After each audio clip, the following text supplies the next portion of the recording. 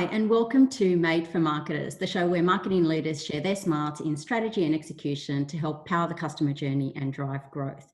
Today, we'll be talking about the power of vulnerability and technology in B2B marketing. Joining us to share his smarts is Jeff Clark. Jeff has a wealth of knowledge with 20 years experience across a vast array of technology platforms, from CRM to MarTech to SaaS. He actually founded Silverpop in Australia and eventually kind of grew that business and sold it off then to IBM before rebranding to Engage Digital, which he then of course grew and sold to MicroChannel, where he now leads CX strategy for the business. So really excited to have Jeff join us. Hey Jeff, how you doing? I'm great, Janine. Thanks for having me. That's some intro. It is some intro. I was pretty impressed when I read it, actually. I remember we first met at, I think it was a third or fourth birthday party, and since then, you know, poolside for kids swimming, and you know, I did some work with Engage Digital, of course, together, and yeah, it's been great to get to know you over the last few years. So really excited to kind of have you join us on this today. Yeah, it's the way the world works best, I think, when you meet people and you're out of work sort of scenes and get to know people. Yeah, that's it. And actually, it's a nice little segue into our topic today, which of course is about vulnerability in B2B marketing, and really that idea of, you know, connection, emotional connection, human connection, which we know is so critical in B2B, particularly because it's such an invested and relationship-based sale. So keen to kind of, I guess, explore this topic with you, particularly under the veil of, you know, technology and what technology enables. And particularly thinking, you know, at the moment, things have changed so much, and businesses have had to really kind of completely pivot the way that they engage and the way that they do business, the way that they connect with not only just their own team members, but also audiences.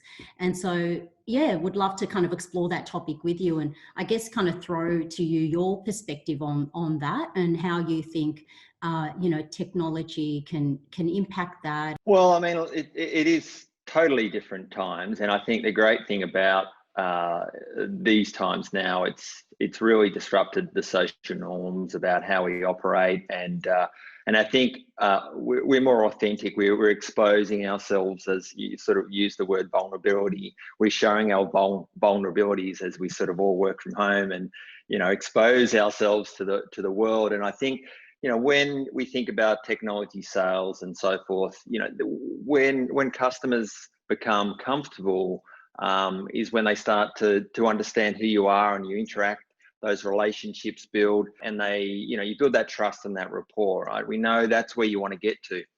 In B2B marketing, it can be quite tough to get to that point, you know, when then a salesperson gets involved and so forth. So, like, I think it's a great opportunity for all B2B brands, and it really starts at, you know, the 0 point is really about understanding your audience. And I think the opportunity now is to talk a little bit differently to your customers and use what we you know, what's happening in their lives, and try to get to know them a bit more. Because obviously technology does enable you to really kind of understand, aggregate information about customers, and then use that to power content, messaging, interactions, etc.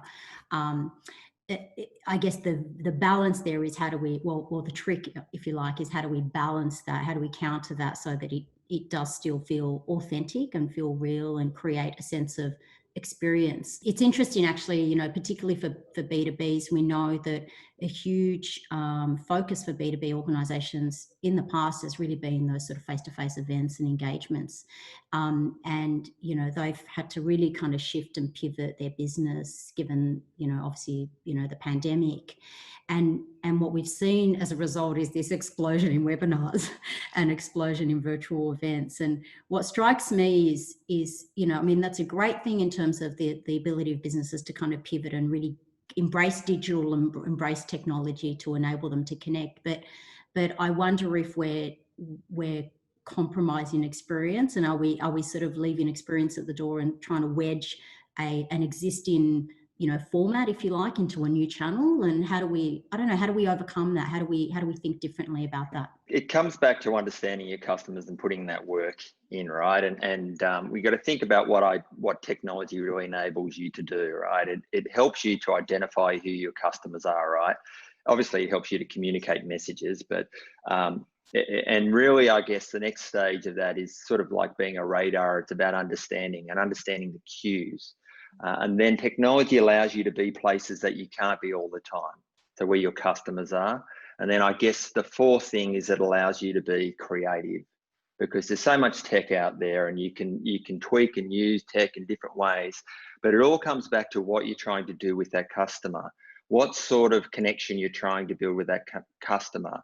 And if we sort of think about events, well, if we try to bring an old trade show event into the virtual world, I just don't think it works. The format's not right. It's very difficult to get people's attention for 2 or 3 days, whereas when you're committed to an event, there's lots of networking, socializing, you can interact with booths and people, and you're all good for that. I'm not going to interact with a virtual booth. It just doesn't feel right to me, and I'm sure most people would feel that way. So I think we need to, especially with events, we need to stop trying to choose the event or the medium to achieve what we want. We need to come back to what we're trying to achieve and then think about the medium or the channel to try what's going to work best to build that connection, to have that impact. And if it's a webinar, wonderful. But maybe we can do it a little bit differently, because when we automatically hear the word webinar, we think about 30 minutes and we're going to have a few questions at the end and we might get a recording later, which might be fine if that's what you're looking for, but it lacks a bit of impact and creativity and so forth. And if you've got a busy schedule and you've got the choice between doing X, Y, and Z, and one of those things is a webinar, or more often than not, you probably won't do the webinar. So you've got to come back to what people are really looking for and try to make sure the topic matches it. You're not just choosing we need to do a webinar, we choose a date, okay, what are we going to do? That's the wrong way to go about it, if that makes sense. Yeah, absolutely. I mean, it's kind of, rather than relying on that kind of autopilot approach that often we get stuck into, they're the sort of shortcuts of doing business, right? Shortcuts of doing our jobs. I guess, I mean, a little bit of what you're talking there is really the power of doing the planning and actually putting strategy first rather than execution first. And it's been a theme that's come up in almost every recording, actually, in different guises. And but it sounds like that's actually what you're saying is, let's take a step back, let's think about what our outcome needs to be, what are we actually trying to achieve, and then build a strategy that enables us to do that in the most effective and efficient way. Yeah, and it's not like our outcome is to qualify the prospect at this stage of the funnel, and therefore we're going to put a progressive profiling form up at each stage of this piece of content that we've developed. It's not that sort of thing we need to think about. We need to be thinking about what impact can we make at this point in time, and why would that be relevant for that particular customer? Actually, it reminds me of something I saw recently on LinkedIn. I'm going to give a shout out to the guys at SAP. They're launching this collaboration with a number of their partners, I believe, I think it's called Effect, and they've actually got, and it's all about the experience. That's from a technology company. So what you talked about there just reminded me of that, actually, and the power of, extending beyond what you would normally do and thinking slightly differently, thinking more creatively around what it is that we actually want to instill and build in our, customer base, in our brand, in the way we engage with people, and what's the best way for that to come to life and to kind of show up. Yeah. I actually just think, I've attended the odd virtual event as well recently, right? And some big events, global events, okay, for some large vendors. And what I kind of felt with those events, just sort of tap into that a little bit, was I felt it was more for the vendor's sake than the audience's sake, if that makes sense. The agendas are just so big. It's kind of like, it's like watching television, right? They've got a massive studio and they've got all these amazing people. It's too much. It's just too much for the audience. So I feel like a lot of brands are doing it just to, you know, wave their flag. Whereas, you know, from an endpoint end user perspective, I don't know how much people really got out of it. Yeah. It's hard to know. I don't know. Maybe a lot of people did, but I sort of looked at it with that lens and went, I think the brand's feeling like they're getting more out of it than the customers are. Interesting. And when I guess when you think about how do we create experience for customers, and I mean customer experience, that's really, you know, that's a lot of what you do day in and day out, right? Thinking about those sort of strategies, and I suppose it does require us to sort of, it is about customer centricity, putting the customer first. What is it that they're going to get out of you know, the engagement? What feeling, mood, you know, thought do we want to leave them with at the end of this, and let that lead your kind of direction, I suppose.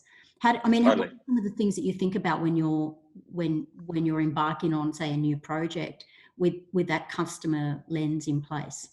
Well, it is. I think you nailed it. It's like, how do we want our customers to feel? What are they going through at this stage? What are they looking for? Where are they struggling? How do we want them to feel? How do we want them to feel about their current context? How we can potentially help them and us, you know, as the brand. And let's try to tweak the message and the content that way. I think that's it needs to be more of that sort of customer centric, human centric sort of approach than you know, the logistical side. We can work out the how, you know, afterwards, if that makes sense, but we need to understand the why. Yeah, no, great point. It's sometimes a little bit challenging to work through, particularly I think in a large organization when you've got so many stakeholders and competing agendas, and of course the mounting pressure to just drive leads. Yeah, well, that's a reality, isn't it? You know, it's tough. There's no question. Exactly. And particularly in this kind of new environment where the rule book has changed, right? And so people are, you know, everyone's doing their best. They're doing their best to figure out how to get in front of audiences, how to kind of cut through in such a cluttered market. You know, we know so many digital channels are completely, you know, cluttered now with very vanilla messages, it might seem, and a lot of competing sort of messages. So it can be challenging, I think, for marketers to, I guess, you know, have that moment of clarity where they're able to step back and take some brave moves as well, and say, you know what, it's time actually for us to have a better, longer term lead generation impact. Actually, we have to invest in the brand. And I don't mean big brand campaigns. What I mean by that is connecting with who our brand is and how it might resonate and have some lasting effect and engagement with an audience. Totally. And so I guess that kind of leads us then into thinking about, well, how do we identify what those things are? How do we identify, you mentioned earlier this idea of looking for the cues and understanding what it is your audience need and want and engage. We know there are a myriad of platforms out there, but I don't know, what's your advice on how marketers, you know, sort of embark on that and get a bit more savvy and a bit more critical, I think, as well, about the metrics that they look at and how they start to kind of let the insights surface from all of the data that's available? Yeah, I mean, everyone's starting in different places with what they've got to work with. So I think you need to keep it pretty simple and just try to work on what data you've got. You can get very insightful data around behaviors and customer behaviors and so forth, but it really comes back to identifying those, you know, those audiences at the beginning, and really trying to get it down to a point of, you know, an audience of one. Seth Godin always talks about, like, who is that audience of one? And often doing that, you know, those workshops around customer journeys and defining those personas, but just taking it a little bit to the next level if you can.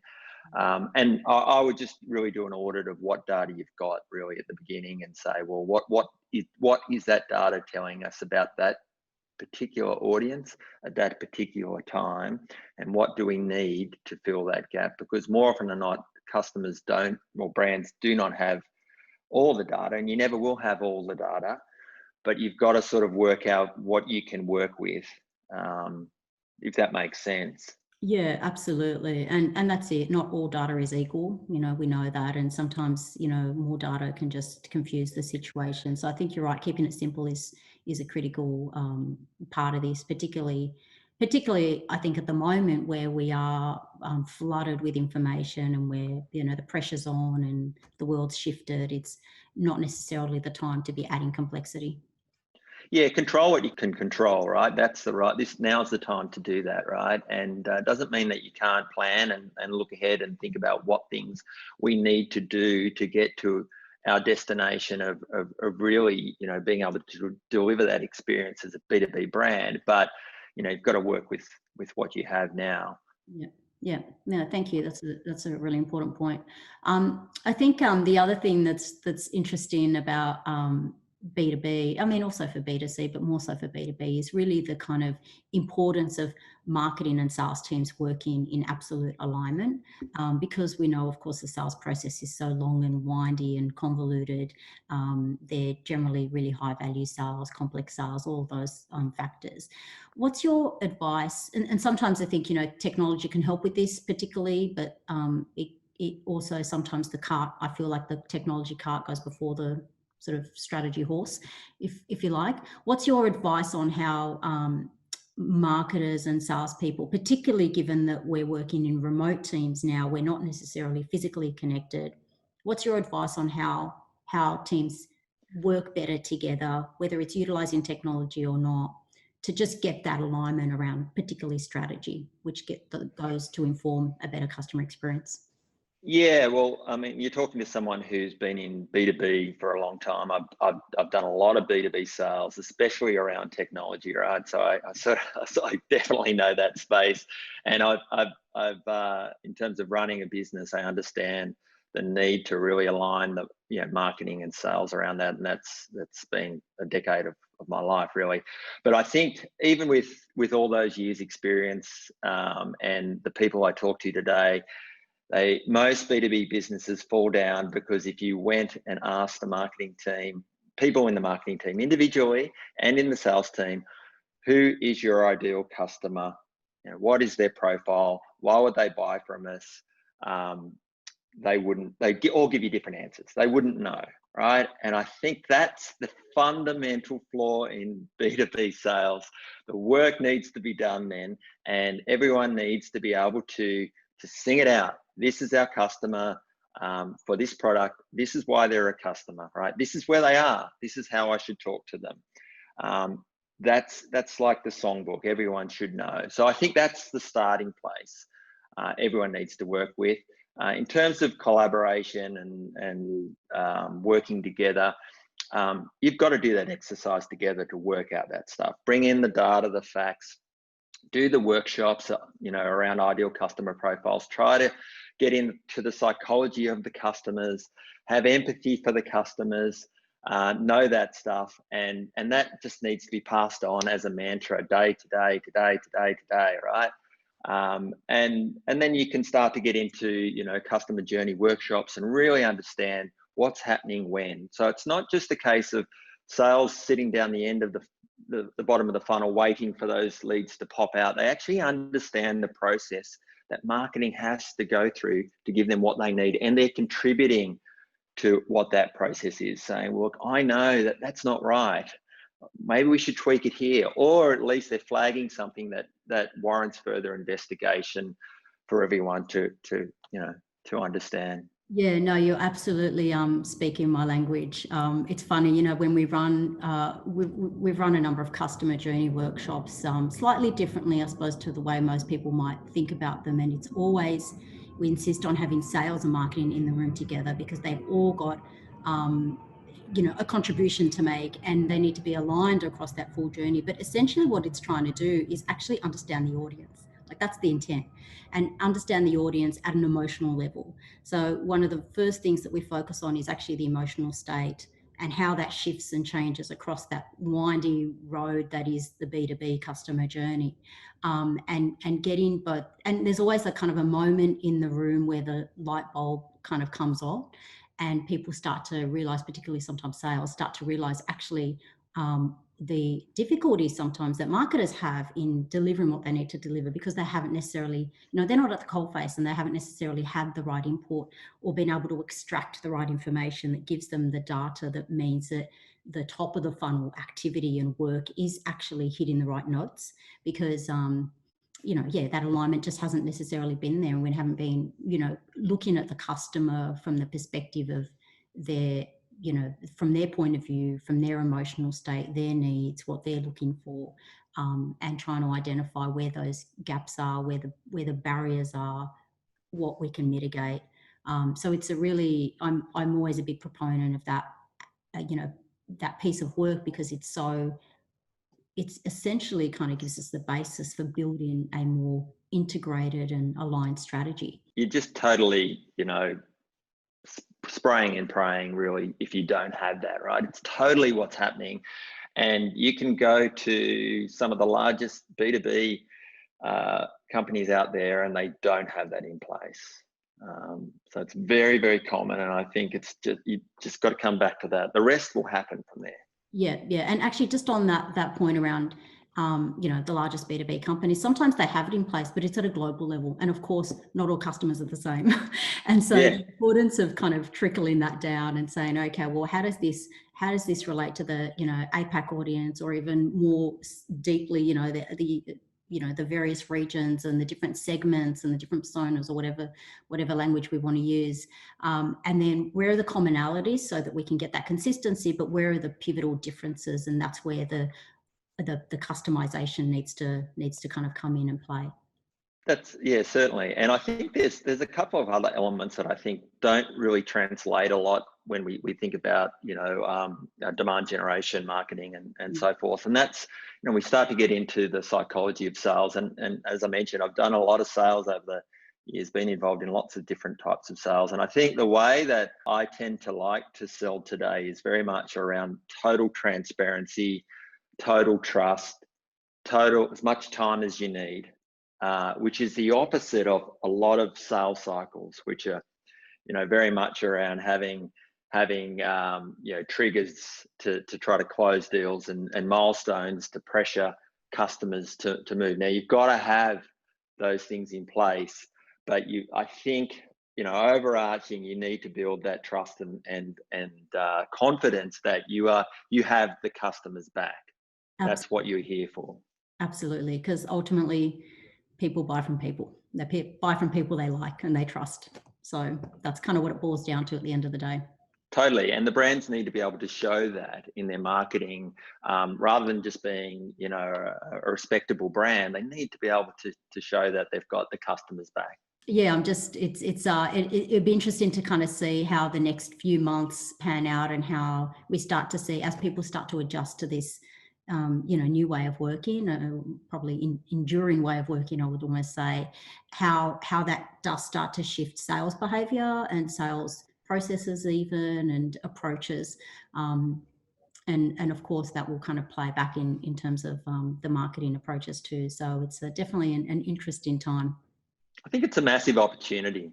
I mean, as we talked before, it's not easy to pivot, but it's easy to try things, right? It's easy to experiment and I mean, there's some fundamentals we talked about, but besides that, you can experiment. It's an opportunity to experiment, and no one's going to beat you up for trying things differently. And it's all about challenging what's there today, because it's easy to go through those motions. So we should challenge it and see what results we can generate. Yeah, perfect. Be brave. Be brave, be bold, and hopefully thrive. Hopefully thrive. Yeah. Well, thank you so much, Jeff. It's been my pleasure. Really great chatting to you today, and getting you to sort of share your thoughts and wisdom on all things sort of customer experience, the complication that technology brings, the opportunity that technology brings, how we go about this new way, all of those various things. I really appreciate your time. But before we let you go, it's time for our segment called Skip or Play, where we will, throw out some content topics and ideas and content creators at you, and ask you if you'd like to skip or play. Sounds like a lot of fun. I'm ready. Ricky Gervais. Skip. The Godfather. Oh, play. Fortnite. Skip. I don't want my kids near it. Your son may not agree. Yeah. The Crown, the Netflix series. Skip. I don't watch streaming TV much. I'm sorry. Wow. SBS. I love SBS. Yeah. Great. Very cool. Very cool. The Pixies. Oh, play. 100%. I was so bummed their concert was cancelled this year and we were going. So. The 4-hour work week. Oh, play. Yeah. Cool. Ninja Warrior. Play. And Martin Scorsese.